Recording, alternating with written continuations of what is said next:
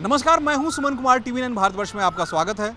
Local स्तरीय चुनाव है तो इस वक्त मैं आ चुका हूं। मेरे पीछे आप देख रहे होंगे ये कार्यालय नगर पंचायत डासना है।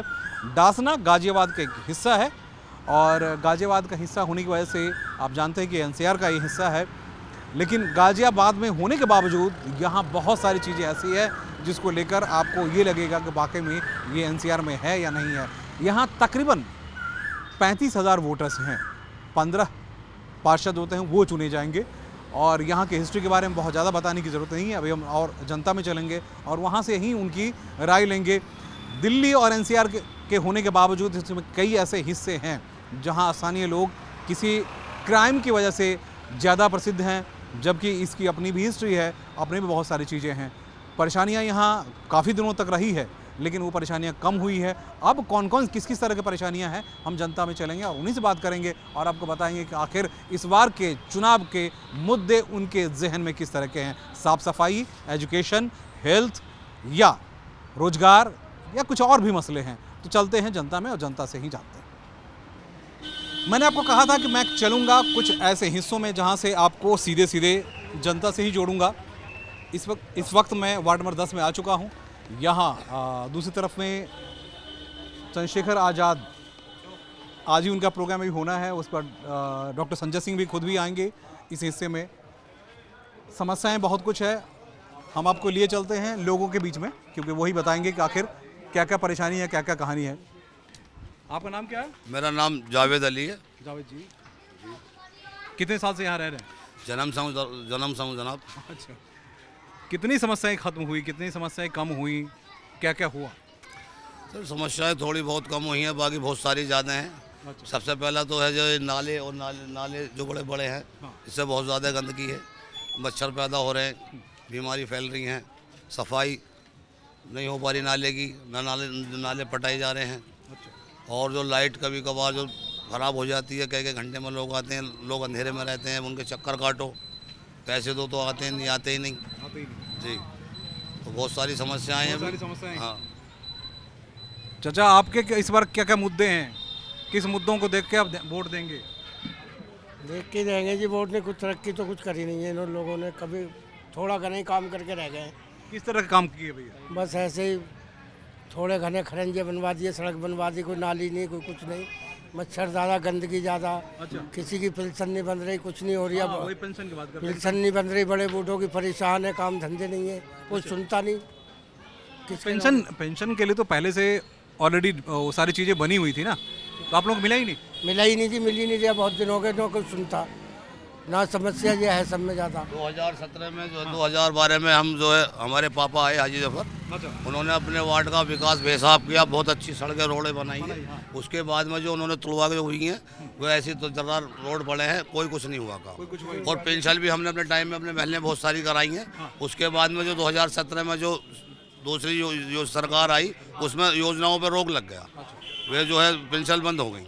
जो जो लोग फिर जो आगे जाने वाले थे उन्होंने दोबारा फार्म जमा करे, उनकी कुछ होगी चालू हो गई, बाकी बेचारे जो जानते नहीं। चलिए आपके पास आते हैं। जरा आप नीचे आइए, नीचे आइए क्योंकि आप बुजुर्गों से जानना जरूरी है कि बुजुर्ग ही सबसे ज़्यादा सफ़र करते हैं क्योंकि आपके तजुर्बे इतने लंबे चौड़े हैं। पेंशन की जहाँ तक बात थी, पेंशन राशन क्या समय पे मिल रहा है या राशन में भी दिक्कत आ रही है? राशन भी नहीं मिल रहा। अब ये घर जो 2.5 लाख रुपए सबको मिला करते, क्या यहाँ के लोगों को मिल रहा है, नहीं मिला? ये दो चारों को मिला, हमें तो देखने को भी नहीं मिला। और हमारी गली में जाकर खुद देखो जाकर क्या हाल हुआ पड़ा है। दुनिया का गोबर और नाली और मेरा मकान भी गिरने वाला है। अगर कोई मर जाएगा तो मेरे बलाए से मर जाओ सालों। तो क्यों, क्या साफ सफाई नहीं हो रही है? गोबर बहाया जाता है रात और दिन और सफाई नहीं हो रही बिल्कुल। नाले में गोबर बहाया जाता है तो आयरन होता है गोबर के अंदर। हाँ। जब मकान से मिल के जाएगा तो वो उसको काट कर देगा मसाले की सब। हाँ, उसके बाद फिर आप देखें, मैं जूझगी में मैं दिखाता हूँ। चलो भाई, आप लोग क्या परेशानी है कि क्या मुद्दे क्या होंगे इस बार? आइए साहब। आज तक कोई पेंशन नहीं मिली। अच्छा, पेंशन। हाँ, पेंशन बात कर रहे मैं हैं। सन 72 साल में चल रहा हूँ, ना मेरी घरवाली को मिली ना मुझे मिली। आपने अप्लाई किया था क्या? अप्लाई कर रखा, अब भी फार्म दे रखे हैं, कोई सुनवाई नहीं है। तो अप्लाई किया आपने लोकल नेता को दिया या फिर एसडीएम या यहाँ के जो हमारे लिए तो यही नेता लोग हैं जो यहाँ के हैं, लोकल लोग। मौजूदा मेंबर जो होता है, चेयरमैन होता है, वही अपने जमा कराते हैं। हाँ। फार्म जमा कराते हैं, वो आगे जमा कर रहे हैं नहीं कर रहे, वो करेंगे तो आएंगी पेंशन, जब कागज ही जमा नहीं करेंगे। जबकि सरकार कहती है कि अगर आपको परेशानी है तो अपने नेता को नहीं बल्कि खुद चले जाइए, सर हम लोग खुद भी चले जाइए और जाके पढ़ने, वहाँ पढ़ने की जरूरत नहीं है, पढ़ने की जरूरत जो हम नहीं, आपके वहाँ पास ऑलरेडी है। ऑफिसर बैठे रहते हैं, आप उनको जैसे देंगे वो उसको अपलोड करेंगे।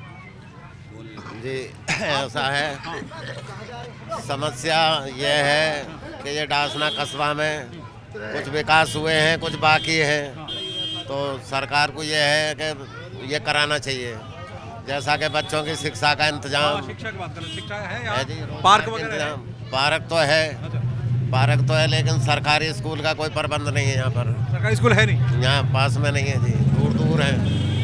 तो एक दूर तो में ही ये, हाँ दूर में है।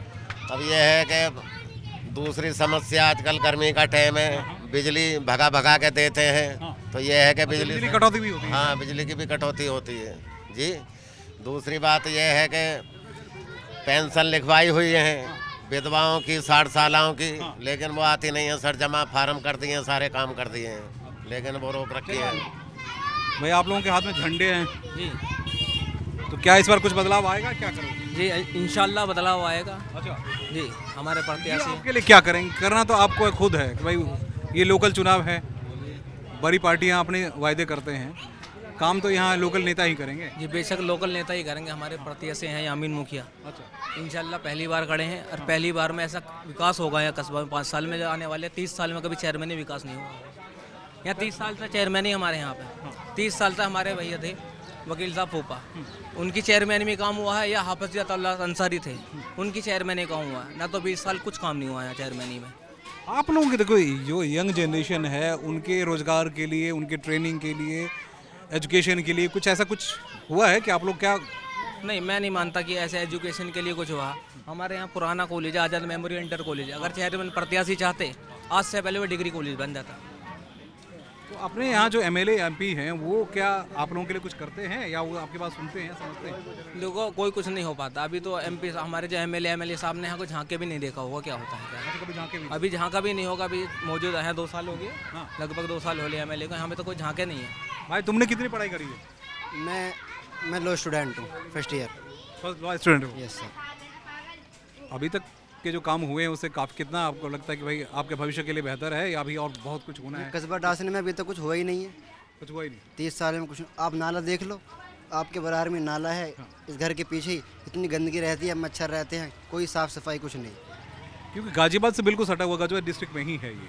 क्योंकि यहाँ चेयरमैन ऐसे बन जाते हैं सर, वो कुछ करते नहीं है। यहाँ शिक्षा का क्या? स्तर, हाँ, शिक्षक, वही मैं बात कर रहा हूँ। शिक्षक एनसीआर में कहा जाता है कि सबसे ज़्यादा अशिक्षित लोग यहीं रहते हैं, है ना? क्योंकि अब चेयरमैन ही ऐसे लोग हैं, अनपढ़ खुद चेयरमैन है वो। अगर खुद शिक्षा वे के समाज में क्या? खुद शिक्षित होते हुए तभी तो शिक्षा देते, उन्हें खुद नहीं पता शिक्षा क्या होती है।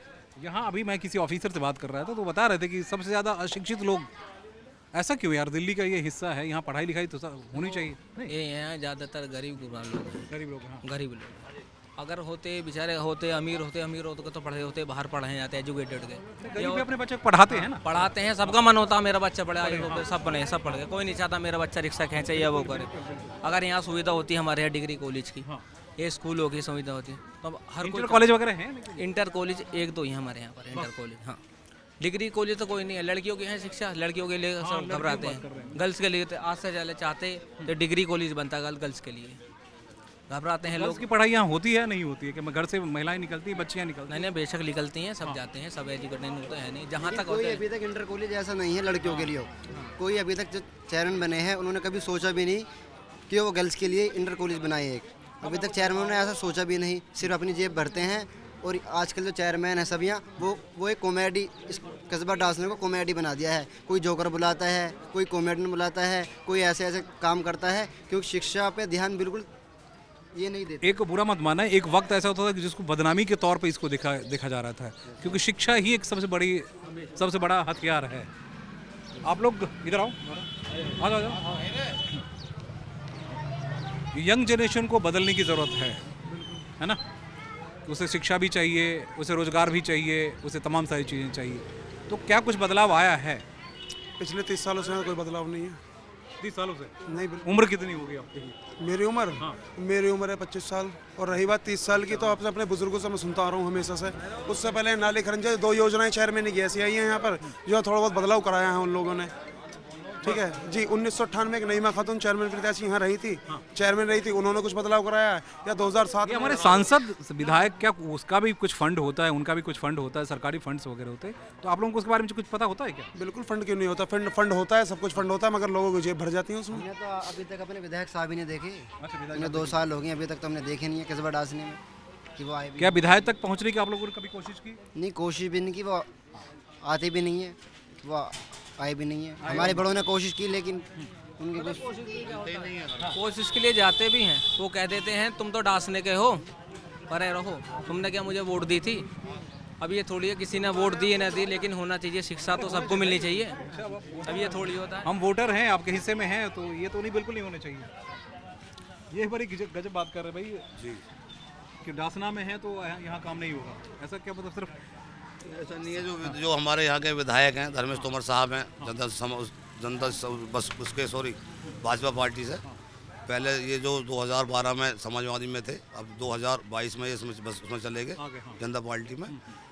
फिलहाल हुआ के हैं यहाँ के डांसने के लोग जा नहीं पाते, जो उनके पास जाते हैं तो घर पे भी नहीं मिल पाते वो, और मिलते भी हैं, काम को भी कहते हैं, आश्वासन दे देते हैं। बाकी जो है, जो उनका कोटा होता है विधायक का, उनके कोटे में ये आते हैं नाले, जो बड़े बड़े नाले होते हैं, पटवाना ये करना।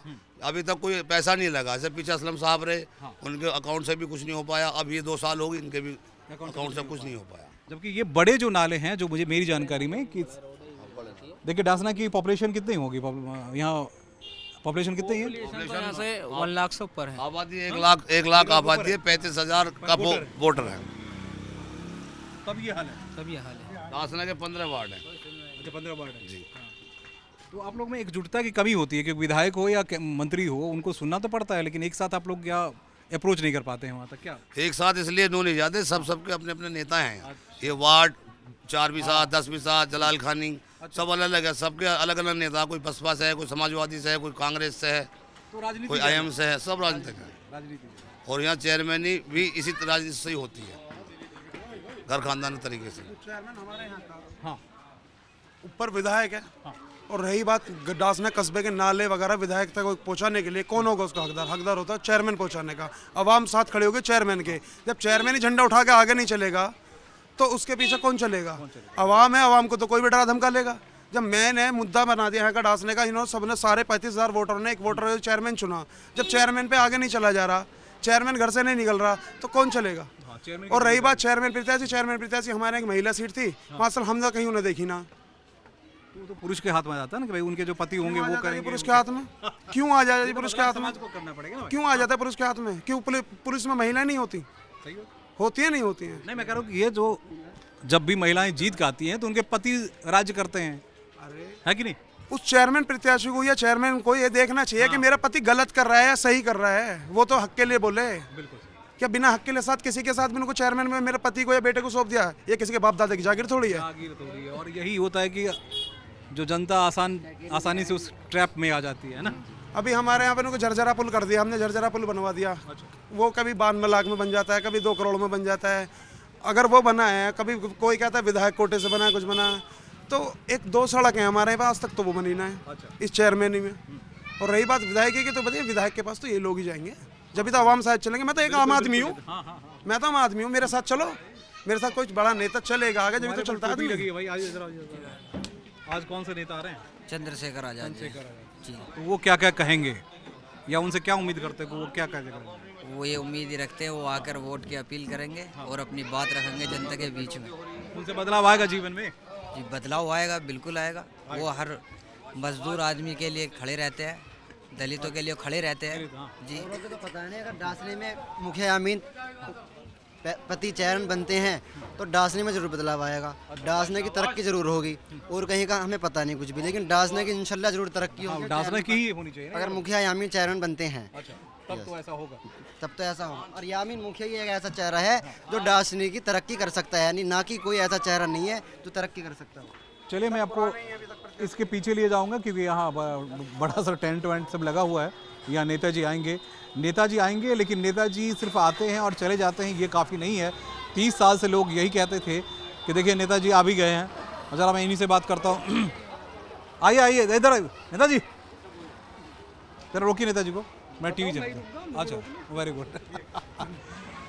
अभी हम लोगों से बात कर रहे थे, काफ़ी ये पिछड़ा इलाका है, साफ़ सफाई हर जगह है, दिल्ली से सबसे करीब है, गाजियाबाद से सबसे करीब है, ये एक इंडस्ट्रियल इलाका है, लेकिन यहाँ वो विकास नहीं है जो दूसरे हिस्से में है।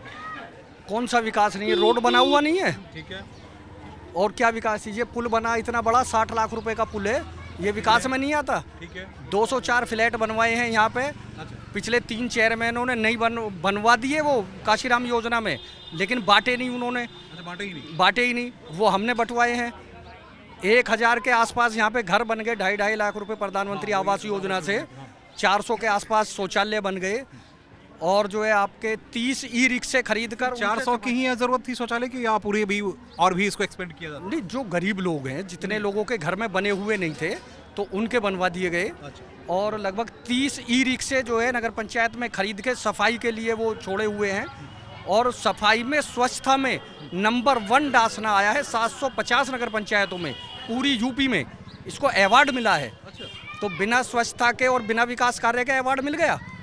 अब आप अगले एजेंडा में क्या होगा आपके लिए? अगले एजेंडे में ये होगा, जितने भी बुजुर्ग हैं उनके लिए हमारे यहाँ पर एक जो है वो खोला जाएगा, जिससे कि वृद्धा आश्रम, जो नौजवान बच्चे अपने माता पिता की देखभाल नहीं करते तो उनके लिए एक आश्रित उनको करना है जी, तो उनके लिए एक वृद्धा आश्रम खोलेंगे।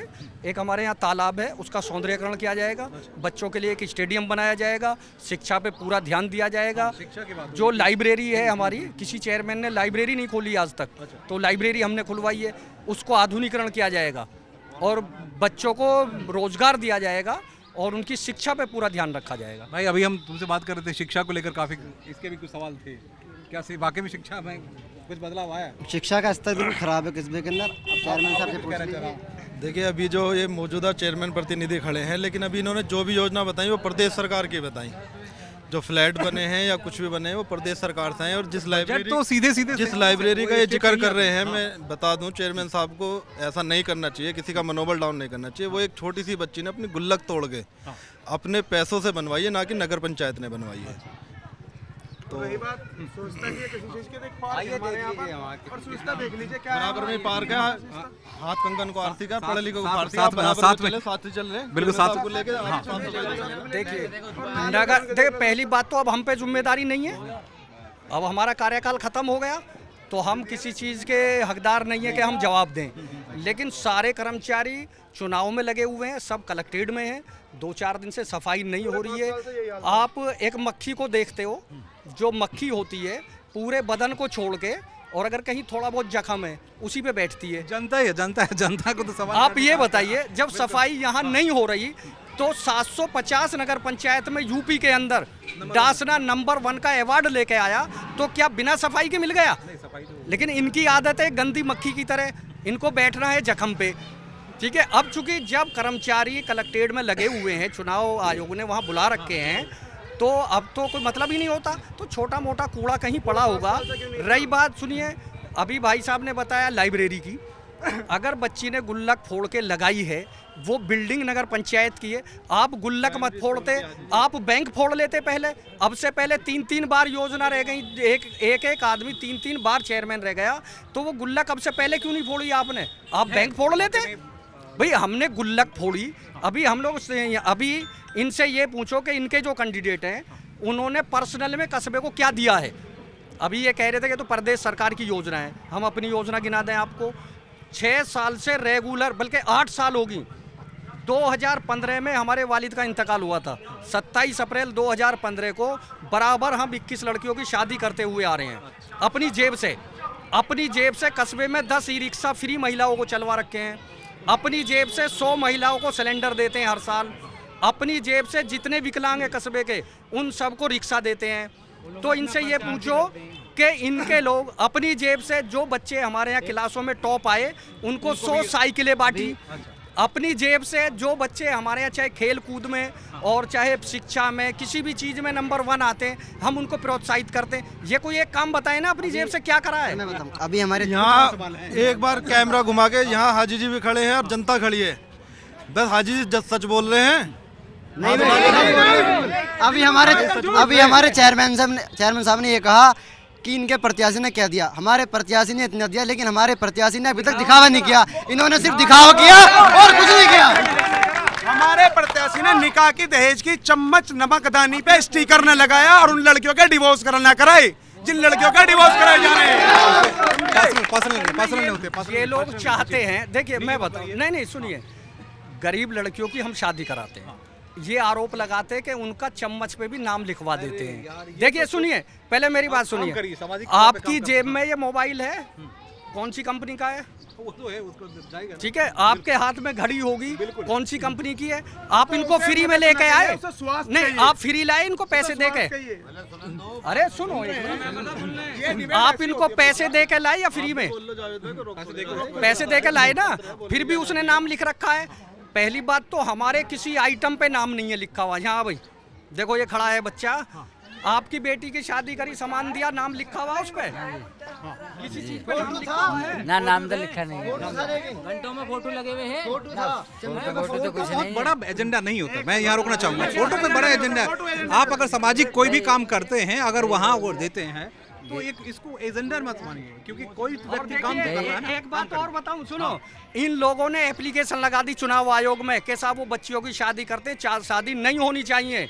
उन बच्चियों की शादी हमने करी, रात को 2-2 बजे बेचारे हमारे मसूरी ऑफिस से सामान लेके आए, हमने रात को इनके घर पे सामान भिजवाया, समझे? तो ये लोग सिर्फ मुखालफत कर सकते हैं। इनसे ये पूछिए कि जब आपके पास दिखाने को कुछ नहीं है तो आपको तो मुखालफत करनी है। दिखावे क्यों दिखावे हम? चलो नहीं, जहाँ दिखाने की जरूरत है वहाँ दिखाइए। एक सवाल और चेयरमैन साहब से मैं जा सकता हूँ? बिल्कुल चेयरमैन साहब, बहुत शुक्रिया। इनसे पूछ लीजिए ना कि इनकी जेब कितनी भरी हुई है। आपको एक बार पार्क दिखाया जाए।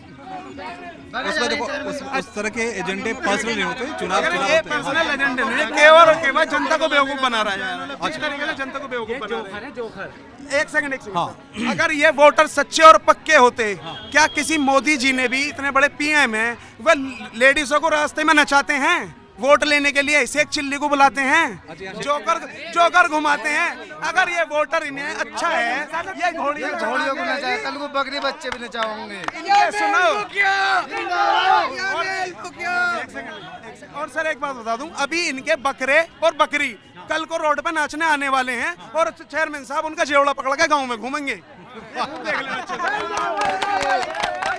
ये हमारे समाज की एक दुर्दशा है। कहीं न कहीं इसके लिए समाज भी दोषी है। समाज इसलिए दोषी है कि वो उससे वो इंटरटेन होता है। इंटरटेन नहीं अगर हो तो कहानी शायद बदल जाए कि वे नाच देखते हैं, ये गाते हैं, या ये प्रचार करते हैं या प्रचार करते हैं। आप सब कुछ करिए, लेकिन समाज के लिए काम करिए, क्योंकि इस हिस्से में हम देखते हैं कि परेशानियाँ बहुत ज़्यादा हैं। परेशानियाँ कम हुई हैं, अगर हुई हैं तो और भी काम होने चाहिए। देखिए, चुनाव में जनता को तय करना है, मुझे यहाँ हमारे कैमरामैन को तय नहीं करना है। तो हम सिर्फ यही कह सकते हैं कि जनता बड़ी जागरूक है। जिस हिस्से में थे वही संयोग से पूर्व चेयरमैन भी आ गए, जो अपने एजेंडे को उन्होंने रख दिया। हमारी कोशिश यही है कि हम किसी और हिस्से में भी चलेंगे और वहाँ भी लोगों के बारे में बताएंगे कि उनके जहन में किस तरह के एजेंडे हैं, अपने चुनाव को लेकर इस बार वो क्या सोच रहे हैं। कैमरामैन रमनजीत के साथ मैं सुमन कुमार, TV9 भारतवर्ष के लिए डासना से।